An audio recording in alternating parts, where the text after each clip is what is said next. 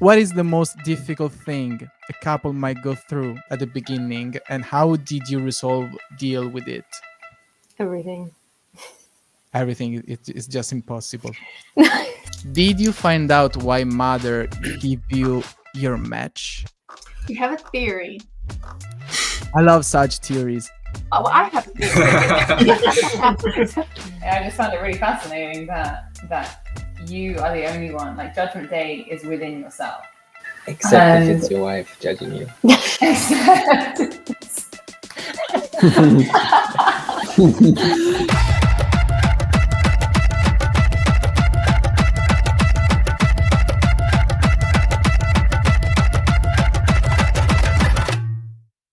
Hello, everyone. Welcome to Sahaj Times Podcast, Season 2, Episode 1, Turning the MANGALSUTRA edition. In this episode, more experienced couples will join me to guide the newlyweds and those who just got engaged towards the path of marriage. But let me introduce them.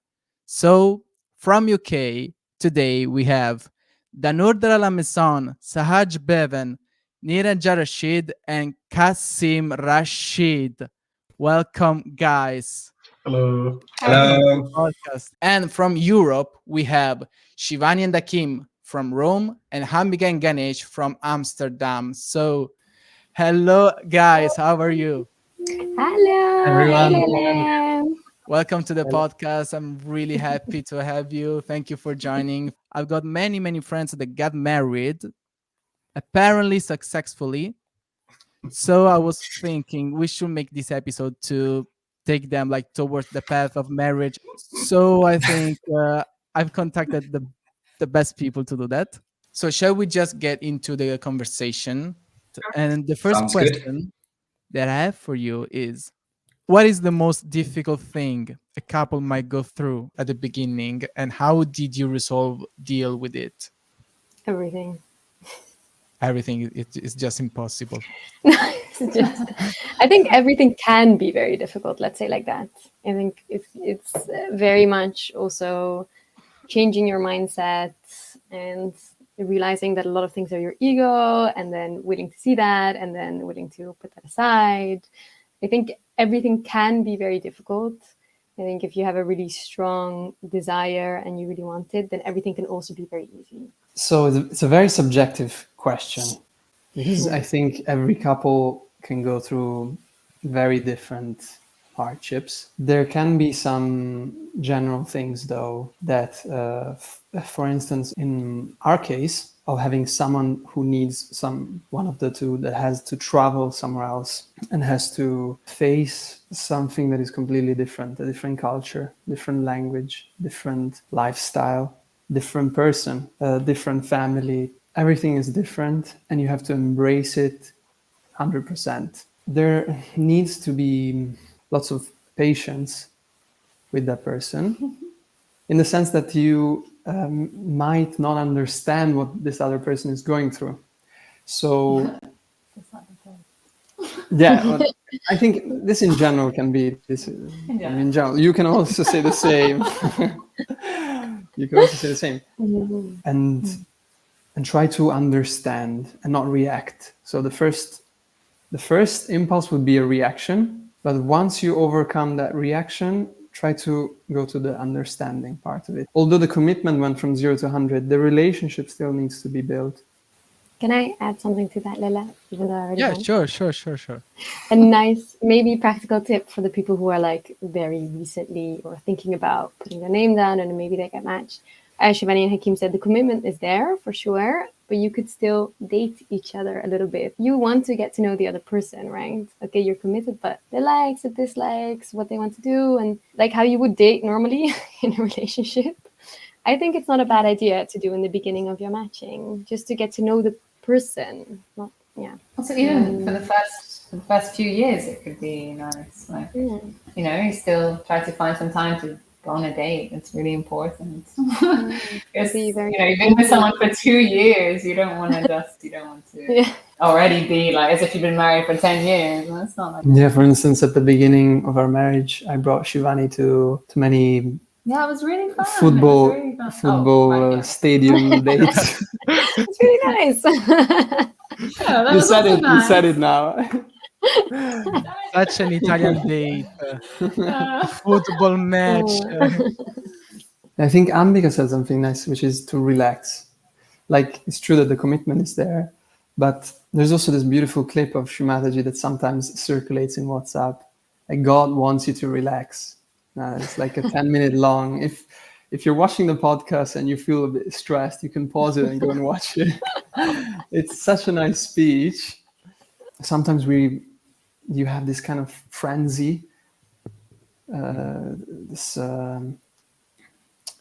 frenesia in Italian is like you think you have to be already there. You have to be ready, you know? Yeah, because you're married. You are Yeah. already there. So you have this pressure of, oh gosh, I'm going to spend my life with this person, or oh gosh, I've got to be this perfect wife, or oh gosh, I've got to take this step that I didn't realize maybe that I had to take. So you're in all of these different situations, in many different levels. You're married to someone. You are married. It's the biggest commitment you can make to someone. So there's all of this pressure.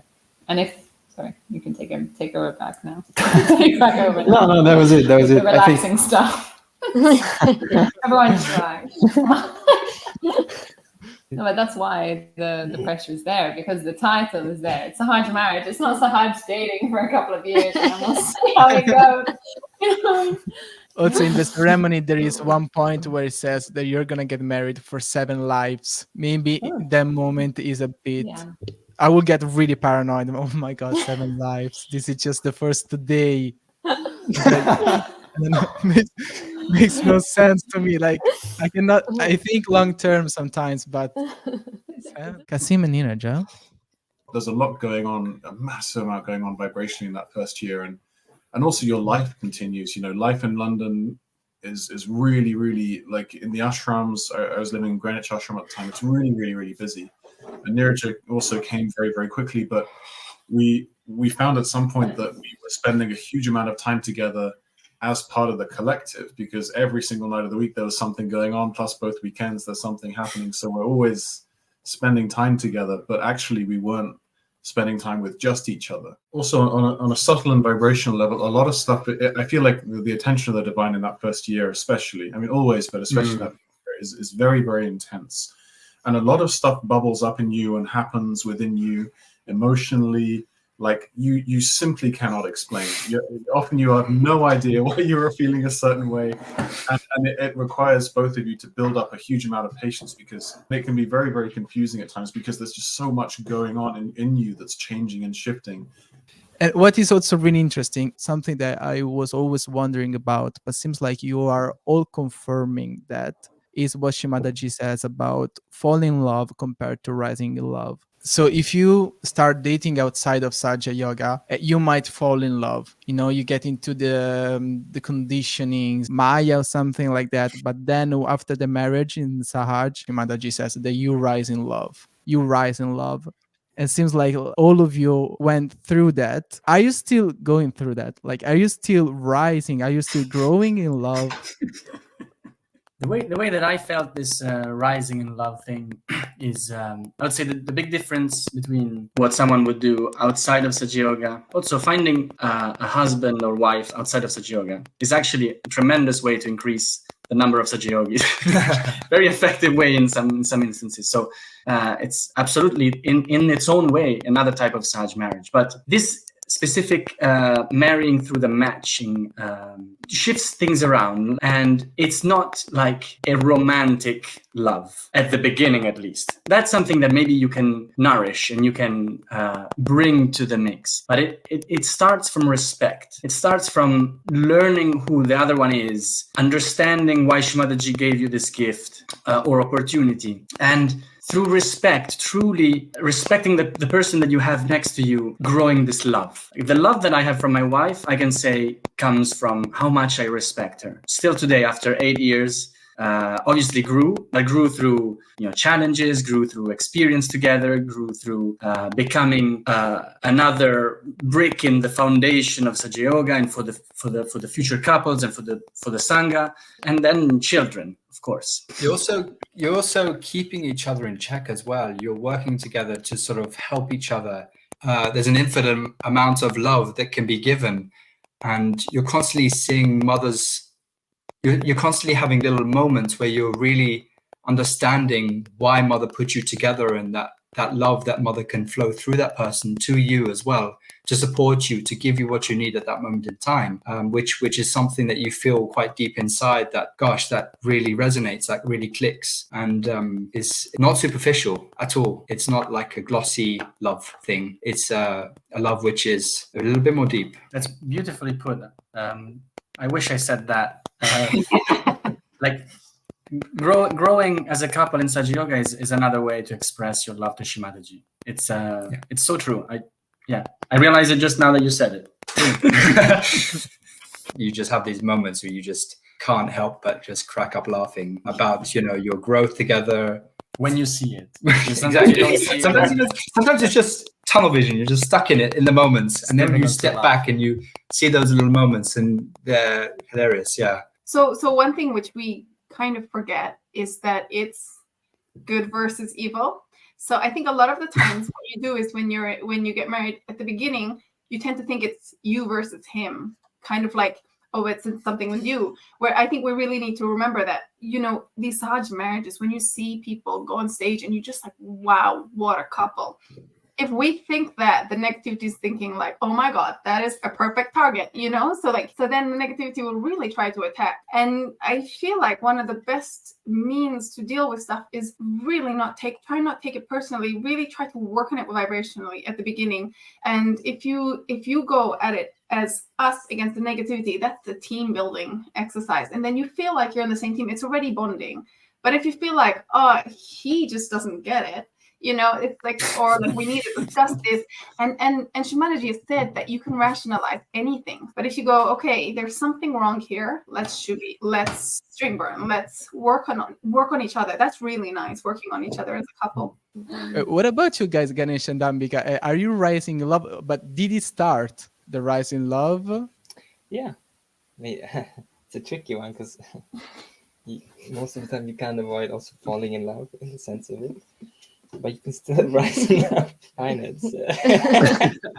I think they go at the same pace. As long as the finance is good, you're still rising in love. It's definitely correlated. Exponential. Every time you have a challenge and you rise above it, you grow as a person. And as you said, you grow as a couple, but every time you grow as a person, you also grow spiritually. So I just think potentially you can rise in love your entire life. Maybe at some point you're maybe tired and want to stagnate nicely. I don't know. We're still in year 1, so at least we didn't do that yet. What is really interesting to me about the Sahaj marriages is the entire matching situation, and the reason why you get matched to a person. And like sometimes you might get matched to someone and you're like, interesting. Why did I get matched to this person? Did you find out why mother gave you your match? We have a theory. I love such theories. Oh, well, I have a theory. I have a theory. Neurologist theory. So It could be mine. I don't know what you say. Because we both, we were both on the list at the same time the first time we put the names down. So like that's why I have a theory. Because normally they say, oh, because he's not on the list yet, or something like you hear these excuses. People say he was on the list, I was on the list, we didn't get matched. We got matched to different people. Oh yeah, we got matched, not to each other. Also, just another side note, my dad was matched 7 times by Shimataji. And he never said no. I mean, there was circumstances, or even Shimataji canceled the match and actually then matched the lady to somebody else. So that also made me think, like, why would Shimataji do that? And there's always a purpose, right? There's something you need to learn from it. I know the match team might be angry with me. I don't think every match is for marriage. I feel like some matches are for you to figure something out. And I feel like had we gotten matched the first time, I feel like our egos would have butted too much. Like we would have taken too much for granted. And here I think it's good to tell the India story where even before Cabela, there was so I did America tour and I kind of came back from that, and I think just after I came back I had elected not to put my name down in Cabela that year, just because it was too raw, it was too close, I didn't feel ready, I hadn't done enough after the previous experiences. But then I was meditating and I kept getting these flashes of instruction from Shimataji that I really had to put my name down in India this year for Ganapati Pule. I really had to do it, or Diwali, one of the two.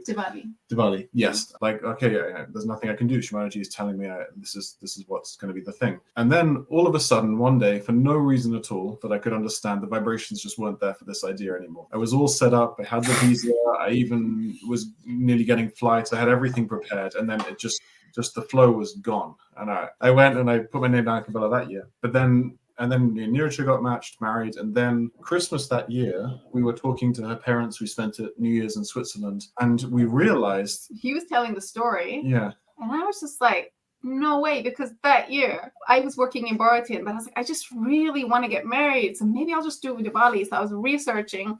I was trying to get the application forms and like how I'd get to India, what would happen, all this kind of stuff. But then I realized I can't leave Baratin because then they wouldn't have a teacher I wanted to marry. And so I was like, okay, you know what? Maybe you can wait till Kabbalah, and maybe that's the time. Yeah, we realized that the times very closely coincided between when Niraj decided not to do it and when the vibrations just stopped for me. So this thing that the things that happen in our lives, really, Mother is in control, and and it's nice when you get to see those, when you get to see it from that perspective, see how it all clicks. Yeah, I would say I had some very similar experience. Me and Sophia decided the same weekend to put our name down. We didn't prepare beforehand, but when I checked vibrations before, they weren't cool nor hot, but she was exactly the same. She hadn't decided to put her name down. So it was almost as if as soon as she was ready, as soon as she had actually made the conscious decision, I'm doing this, that's when it was right for me. That's when I felt like that's when it was cool for me. And that was like a clicking point. But also afterwards, I mean, I had a very interesting experience where we had met on the UK tour.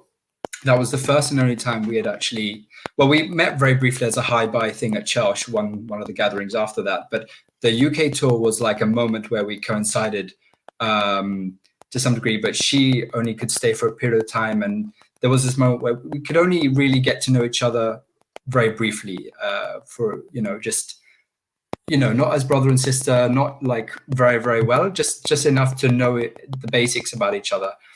After that, we had this funny, interesting thing where every tour after that, we could not see each other. So Sophia went to the first two Jordan tours. I couldn't go to the first two Jordan tours. I went to the third Jordan tour. She couldn't go to the third Jordan tour. I really wanted to go to the Japan tour. She went to the Japan tour. Prasad, by the way, was going on all of these tours with her. So he kind of knew her very well from all these kind of Sahaj realization programs, but I couldn't go on any of them. Morocco tour, I went on the first. She couldn't go on the first. She went on the second. I couldn't go on the second. So there was this constant little play of nope. Like, you're not going to spend too much time meeting each other. But there was just this, I don't know, this interesting thing. But there's all these little moments where you're like, click, click, click, click, click, which you only realize afterwards when you start sharing and spending time with each other. Clear messages. Often in Sahaj Marriage, we think about, okay, this meant to be, and it could have only have been this person, and it always feels that way. And if sometimes it doesn't click first, and we think, oh yeah, no, it can't be, because it doesn't. There's not this, this fairy tale kind of a moment from my experience in the past years. This is a bigger issue, or let's say many people struggle with that. There's a very nice saying I like to quote here: if you love yourself, it doesn't matter who you get married to. And I find, wow, this is also in a way very true. Like Shimaji says it, if you're a saint, then what does it matter who the person is? Because in the end, to grow spiritually, it's anyway just between oneself and God. Yeah, there's an uncle. He always says that everything is already written. Literally everyone says that. Who is this uncle? Yeah, it's just an hypothetical uncle that has the face of a million uncles.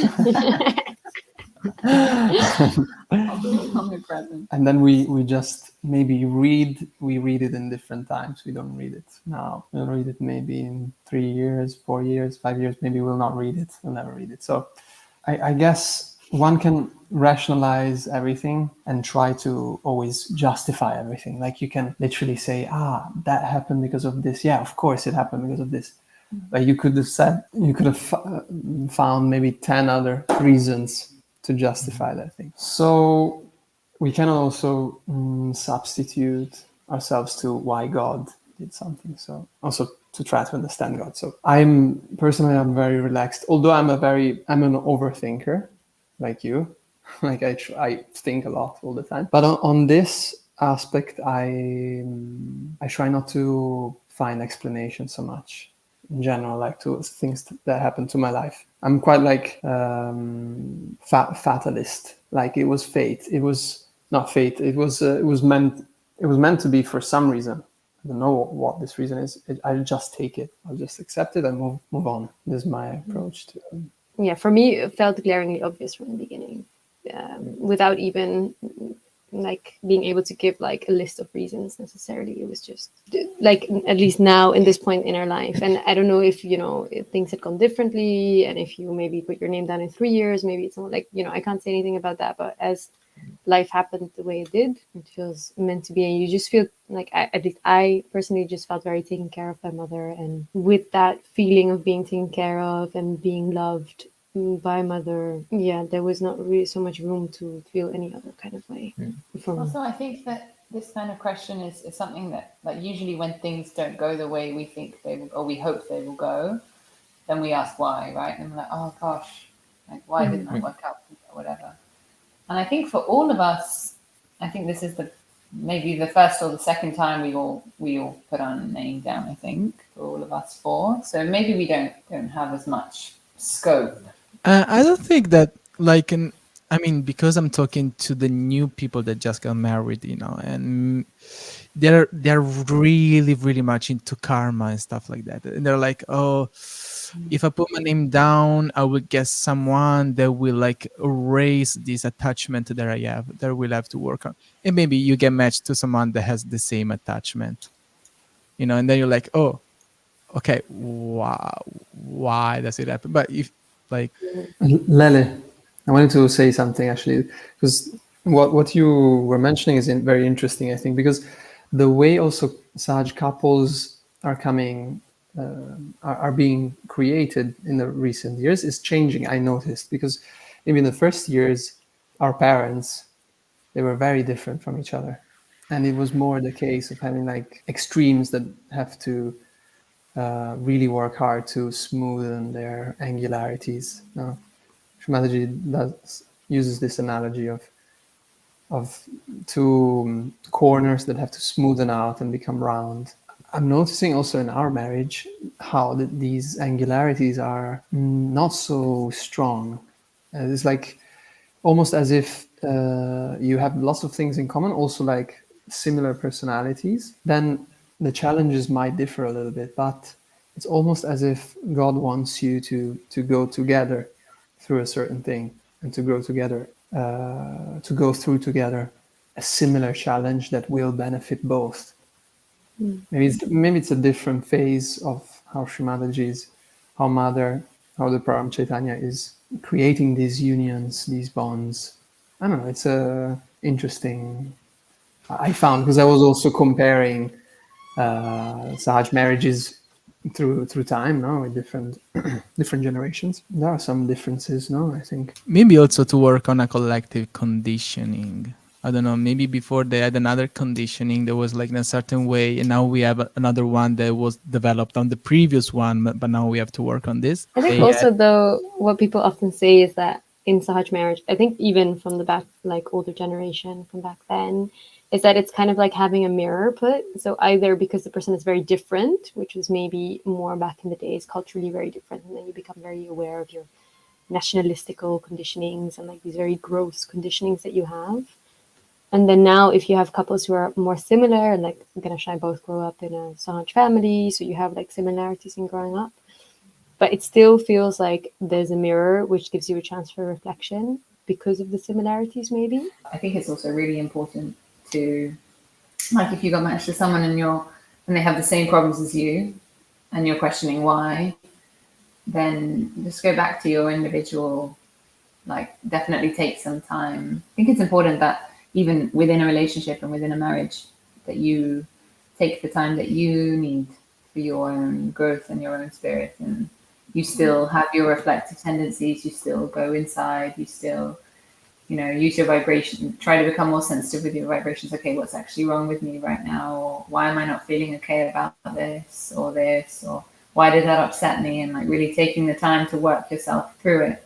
Or just be like, okay, I'll try to clear this part, or I'm not feeling so good here, instead of always waiting to hear it from your spouse. Is also, it's not like a dependency vibrational indicator. Also, your spouse is not just there to point out everything that you need to work on. They're also a support system. So if you have similar understanding and they can understand what you're going through, you can also support each other to go through it. And like, to me, sometimes it feels like putting your name down is like the judgment day for Saja yogis, and they feel like mother is there like to punish them for the things they've done in the previous lives. Is like, no, it seems like the judgment day for yogis, but also mother is carrying and she will give you also the person that you need. I don't know, like to improve your qualities also. So it's not only to destroy your negative traits. And also, it's a lot of fun. Like, just to point out, like, I also thought beforehand about like, wow, I'm really going to put a lot of effort. I'm going to really be a super hard worker and make the marriage work, you know, whatever. But like, it's a lot of fun to be married. It's a lot of fun to have like, you get to do a lot of fun stuff. It's not only like intense and why. It's not all tapasya. It's a little tapasya and a lot of fun. A lot of enjoyment. Amen. Sahaj work. Can I add one thing? Because we had now so many different dimensions. But now it's obvious that there could be so many reasons, and I think one should be just mentioned out of for the sake of completeness, is that in Sahaja Yoga we learn. Shivaji says the realized souls, born realized souls, they choose their parents.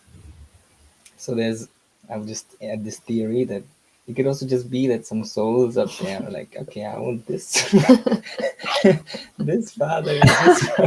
Must be half English and half Italian and also half Austrians. I want them. This is an interesting theory. I think this should also be on the table, this theory that. I also heard the story that Shimaji, when she matched people, one day when Yogi asked, so why, Shimaji, did you match these two? It's like, yeah, they both have blue eyes. So apparently my father was a witness to that, or like he told me that. So I like to also, again, add in this, there's also this divine joke in a way that, we can think about, there's so many reasons, this and that. In the end, it's a lila, and who knows? Maybe it's just some soul who wants to be born to two specific people, and just makes it happen. And here they are. It's actually a great theory, and for the sake of debate, I did listen to a speech where Shimadaji was saying that the person that you get married with in this life is a person that you wanted to get married with the previous life. Oh, interesting. So, I don't know. Karma will be the next guest for the next episode. I don't know. Wait, I wanted to say something about Karma and Judgment Day. Let's just bring back the heavy themes. Because we realized recently in this wonderful, a very simple public program that Shrimadaji was given. It was really interesting because it was just a couple of sentences in which Shrimadaji said that Judgment Day is not like a day where the world gets destroyed and everything, but it's actually you judging yourself on your hands using your vibrations. And I was like, whoa, hang on a minute. I don't know if like some kind of Christian subconscious bias had always just been sitting in my mind, where I thought like, there'll definitely be a day when there'll be a huge storm and we'll all be okay. Every day is a Judgment Day then. And so it's like an era and a time, and the time is now, and it's but the thing that was completely new for me, that maybe I'm just super behind on this one, just found out, but big news, guys. I just found it really fascinating that you are the only one. Like Judgment Day is within yourself. Except if it's your wife judging you. Except.